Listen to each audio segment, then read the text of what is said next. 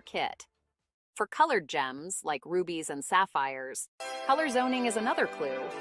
Natural gems often display uneven color distribution, whereas synthetic ones are more uniform.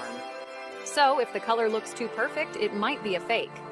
Let's not forget about diamonds. One of the simplest tests is the thermal conductivity test. Diamonds disperse heat exceptionally well. So if you have a diamond tester, it can quickly tell you if the stone is real. Lastly, be aware of treatments. Some natural gems are treated to enhance their appearance. Common treatments include heat treatment for sapphires and rubies, and fracture filling for diamonds.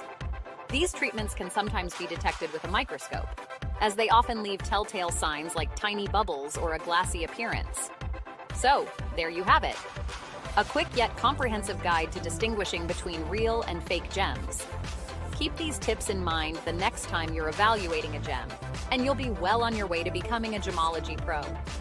Thanks for watching and happy gem hunting! Remember to join our locals communities at gemandmineralexchange.locals.com for more insightful content. See you next time!